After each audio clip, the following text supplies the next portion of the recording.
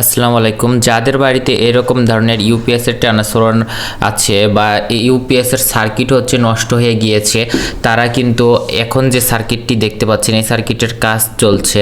এটি হচ্ছে inverter circuit. দেখেন যেখানে আমি এটা আর কি প্র্যাকটিক্যালে আর কি করে দেখেছিলাম।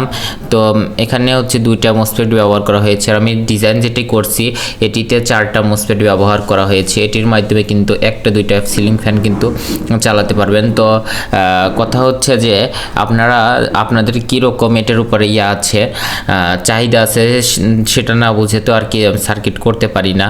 তো আপনারা হচ্ছে এই ভিডিওতে কমেন্ট করবেন যে এই সার্কিটটাতে আনবো কি না, বা এই সার্কিটটাতে হচ্ছে কি কি সুবিধা রাখবো।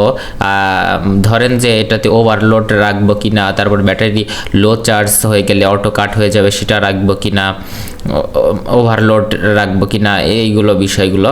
তো এটাতে কিন্তু ব্যাকফিট যেটা আছে, ব্যাকফিট হচ্ছে আমি পরীক্ষামূলকভাবে এখান তো আমি ছোটো ট্রান্সফরমার থেকে ব্যাকফিট দিয়েছিলাম। তো আমি এটা থেকে পরীক্ষামূলকভাবে এটা আমি ব্যাকফিট দিয়েছি হচ্ছে 2 হেডসিংয়ের এখান থেকে ড্রেন থেকে লাইনটা ব্যাকফিটে দিয়েছে। এই যে দেখতে পাচ্ছেন এখানে ডায়েট রয়েছে। তো যারা হচ্ছে আপনাদের প্রতিষ্ঠানের নামে এইগুলো করতে চাচ্ছেন তারাও কিন্তু হোয়াটসঅ্যাপে যোগাযোগ করতে পারেন বা ফেসবুক পেজের মাধ্যমে যোগাযোগ করতে পারেন। আবার হচ্ছে যারা অন্য সার্কিট তৈরি করাতে চাচ্ছেন সেক্ষেত্রে আমার কাছে হচ্ছে করতে পারেন, মেসেজ দিতে পারেন।